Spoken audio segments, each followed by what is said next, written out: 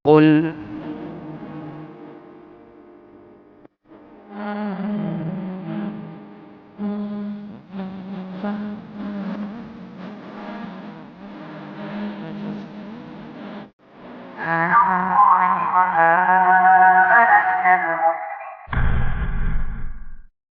Bismillahirrahmanirrahim. Assalamualaikum warahmatullahi wabarakatuh.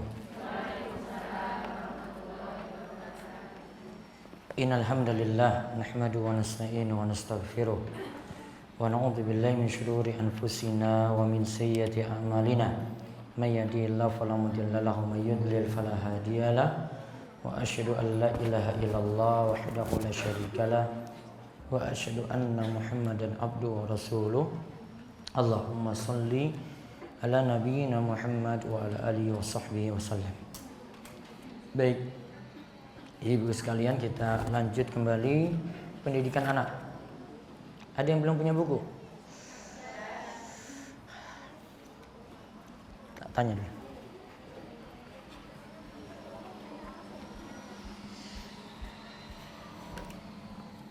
Buku pendidikan anak coba cek di bawah.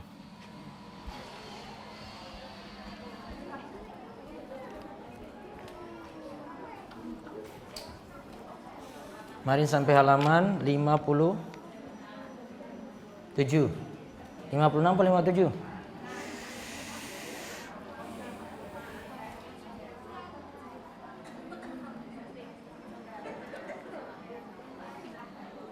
Halaman 56.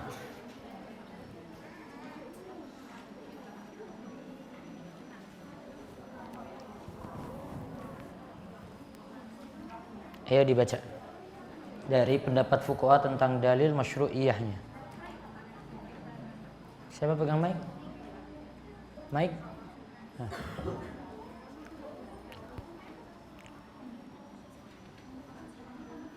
Dalil masyru'iyah akikah. Hadis-hadis yang menerangkan dan menekankan sunahnya akikah sangat banyak, dan kami sebutkan beberapa darinya. Diriwayatkan oleh Al-Bukhari di dalam sahihnya dari hadis Salman bin Amr ad-Dari Rasulullah sallallahu alaihi wasallam bersabda, bersama anak itu diada akikah, maka tumpahkanlah darah baginya dengan menyembelih domba dan jauhkanlah penyakit darinya.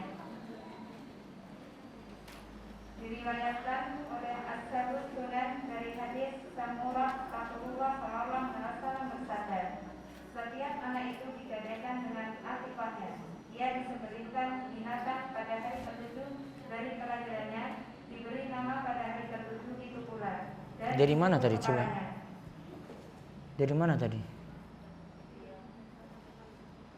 C tadi? Oh, 56.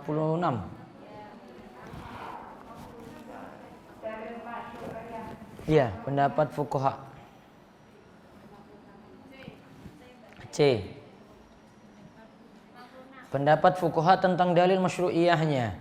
Para fuqaha dan imam mujtahid. Ya. Pendapat fuqaha tentang dalil masyru'iyahnya. Para fuqaha dan imam mujtahid memiliki 3 pendapat berdasarkan dalil-dalil yang telah disebutkan di atas. Pertama, sunnah. Mereka yang berpendapat ini adalah Imam Malik, ahli Madinah, Syafi'i dan pengikutnya, Ahmad, Ishaq, Abu Thawr, kebanyakan dari para ahli fikih, ahli ijtihad dan ahli ilmu. Mereka berhujjah dengan dalil-dalil yang telah disebutkan. Mereka juga membantah kelompok yang mengatakan wajib dengan beberapa alasan di antaranya. Kalau seandainya diwajibkan, maka tentunya akan diketahui di dalam agama, sebab itu mengubah tuntunan yang berlaku secara umum.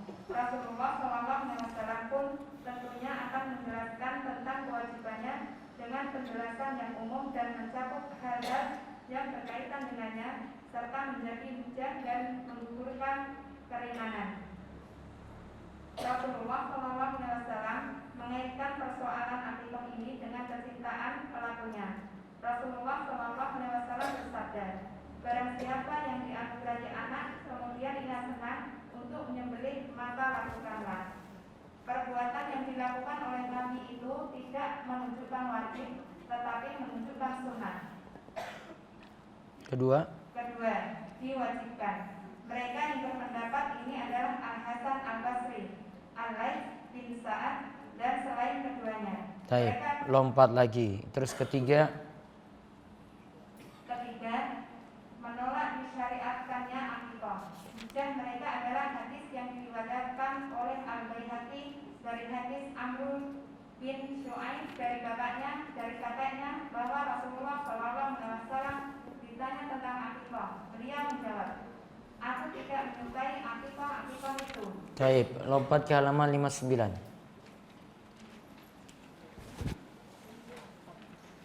Coba lihat 58 dulu. Diriwayatkan oleh Abu Daud dari hadis Ayyub, dari Ikrimah, dari Ibnu Abbas. Dibaca. Diriwayatkan oleh Abu Daud dari hadis Ayyub, dari Ikrimah, dari Ibnu Abbas radhiyallahu anhuma. Diriwayatkan oleh Abu Daud dari hadis Ayyub, dari Ikrimah, dari Ibnu Abbas. Rasulullah telah mengakikah Al-Hasan dan Al-Husain satu kambing. Diceritakan oleh Jabir bin Hazim dari Qatadah dari Anas radhiyallahu anhu. Rasulullah telah mengakikah Al-Hasan dan Al-Husain 2 kambing. Dikisahkan oleh Yahya bin Sa'id dari Amirah bahwa Aisyah berkata, Rasulullah telah mengakikah Al-Hasan dan Al-Husain pada hari ke-7 dari kelahiran mereka. Terus kesimpulan yang bisa kami jelaskan adalah bahwa mengakikah anak yang lahir hukumnya adalah sunnah menurut jumhur mayoritas fuqaha. Maka kepada seorang bapak yang mendapatkan anugerah anak, seandainya ia mampu untuk menghidupkan sunnah Rasulullah SAW ini, maka hendaknya ia lakukan. Sehingga ia bisa meraup keutamaan dan pahalanya di sisi Allah. Begitu juga supaya menambah kuatnya jalinan cinta dan kasih serta hubungan sosial antara keluarga dengan kerabat, tetangga, dan kawan-kawan semuanya, yaitu ketika mereka menghadiri walimah akikah itu sebagai rasa turut gembira dengan kelahiran seorang anak. Di samping itu juga untuk mewujudkan jaminan sosial, yaitu ketika orang yang berhajat kemudian dan orang-orang yang tidak mampu dari kalangan fakir dan miskin turut mendapatkan bagian dari akikah tersebut. Alangkah agungnya agama Islam dan alangkah tingginya ajarannya yang menanamkan kasih sayang di dalam membina keadilan masyarakat di tingkat bawah. Baik, kita lihat tentang hukum akikah. Hukum akikah. Ada yang bilang sunnah, tes. Ada yang bilang sunnah, ini jumhur atau kebanyakan ulama.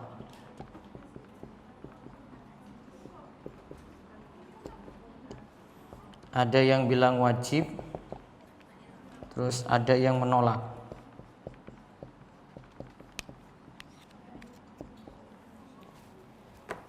Pendapat paling tepat itu yang ini.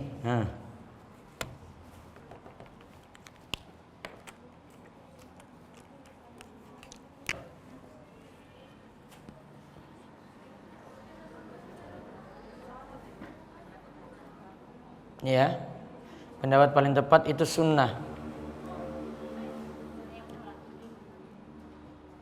Jadi yang ini kita hapus ya. Kita hanya bahas yang sunnahnya. Manfaatnya coba lihat nanti yang di akhir dia sebut. Namun ingat, ini sesuai kemampuan, Bu. Kalau mampu,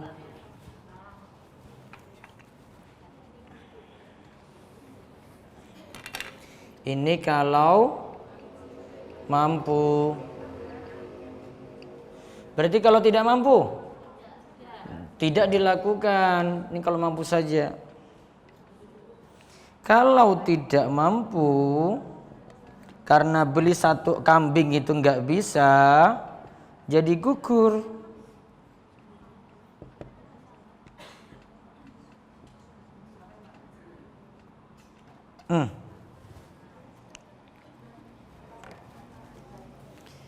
Jadi sunahnya itu kalau mampu. Terus kalau tidak mampu, akikah gugur.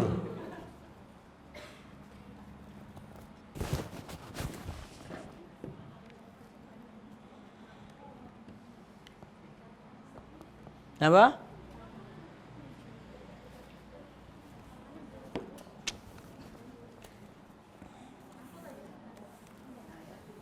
Misalnya waktu kecil, pas lahir, jenengan belum diakikoi, dulu orang tua belum mampu beli 1 kambing.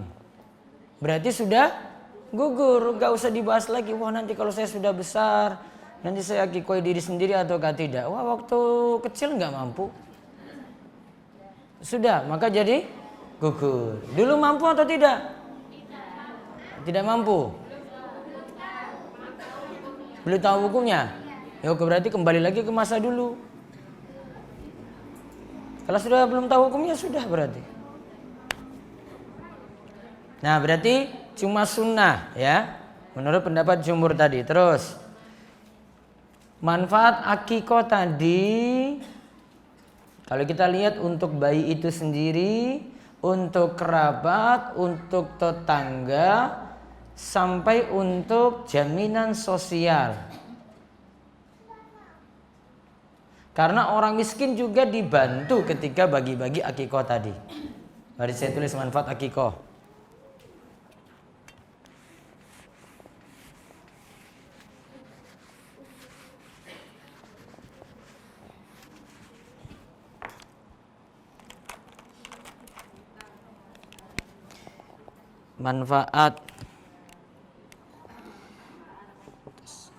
Manfaat akikah.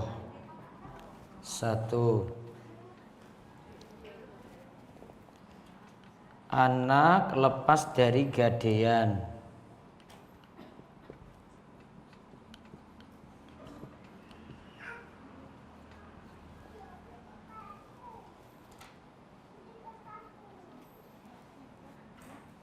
2.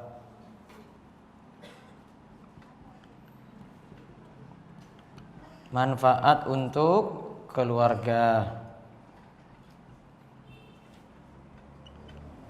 3.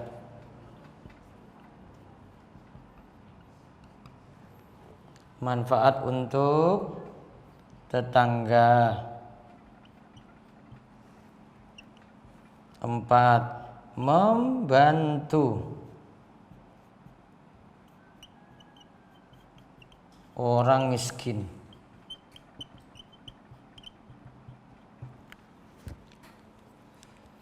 Jadi anak kalau sudah diakikoi nanti lepas dari gadean, kayak utang. Terus manfaat untuk keluarga. Terus manfaat untuk tetangga. Terus untuk membantu orang miskin.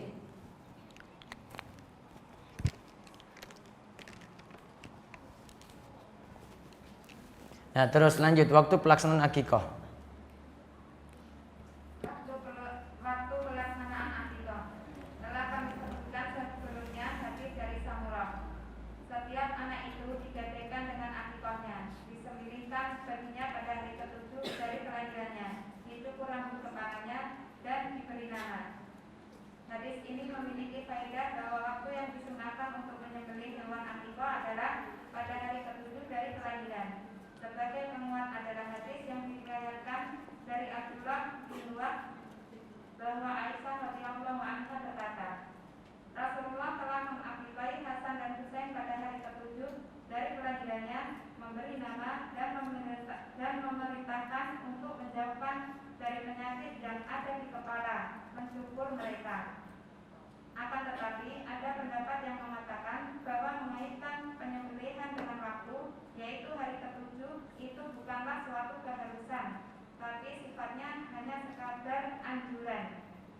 Seandainya anak itu diakikah pada hari ke-4 atau ke-8, ke-9 atau seterusnya, maka akikah tetap sah. Lebih jelas lagi, pendapat-pendapat itu adalah sebagai berikut. Al-Maimuni berkata, aku bertanya kepada Abu Abdullah, kapankah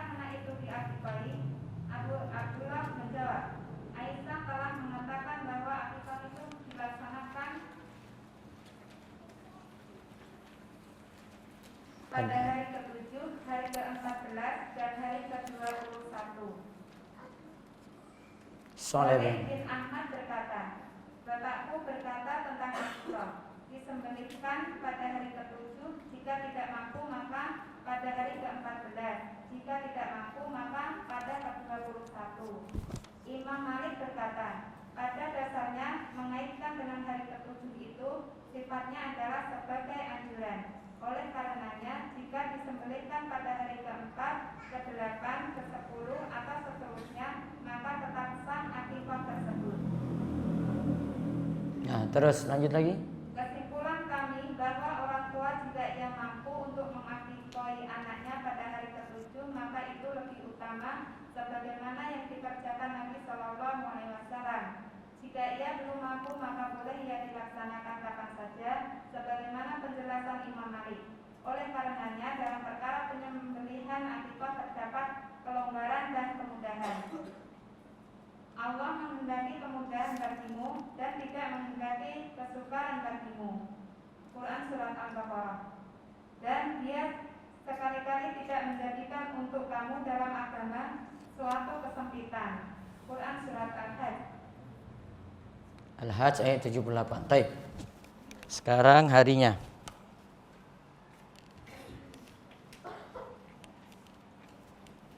Tes.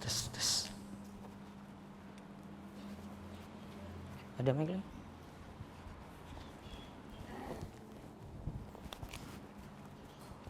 Hari akikah.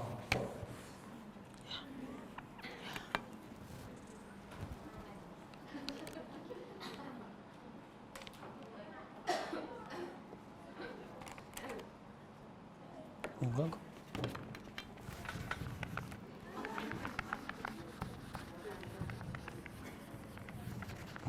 Sulit ya.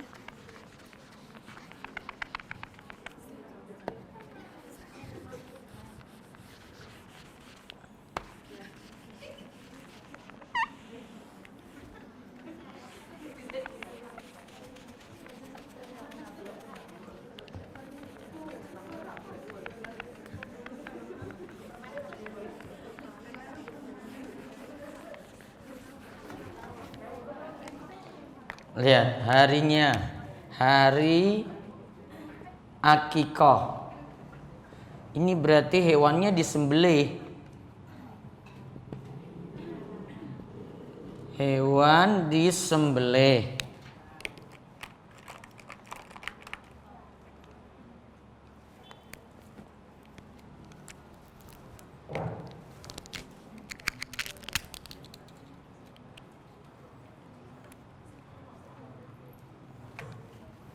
Satu.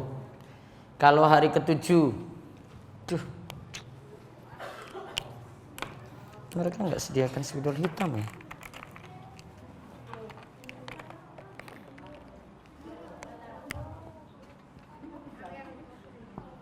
Hari ke-7 ini paling afdol. Misalnya ini hari apa? Jumat. Lahirnya hari Jumat, ini lahir. Hari ke-7 Jumat, Sabtu, Ahad, Senin, Selasa, Rabu, Kamis. Kamis ini akikah. Ada lagi pilihan yang kedua. Kalau mau ke-7 nggak bisa hari ke-14, 21 dan seterusnya. Bisa juga kurang dari hari ke-7. Kalau ini 14, 21 juga boleh. Bisa juga kurang dari hari ke-7 tadi kan? Yang penting sudah lahir. Berarti hari ke-6, 4, 6 ya, ini juga boleh. Yang catatan pentingnya, yang penting sebelum balik. Yang penting sebelum balik. Balik itu apa? Dewasa.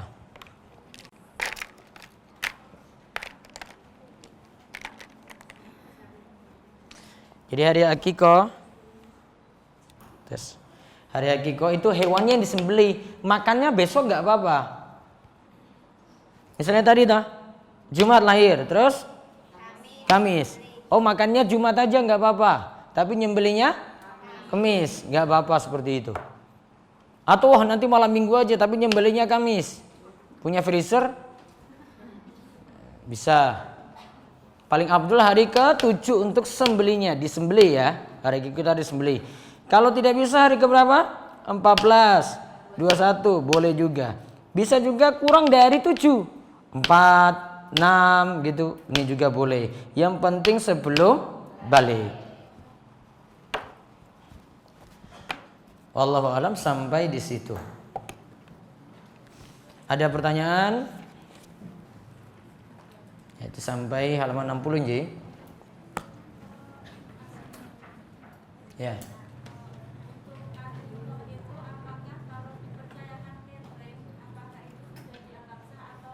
Kalau dengan catering boleh, yang penting hewannya disembelih. Hewannya itu benar disembelih.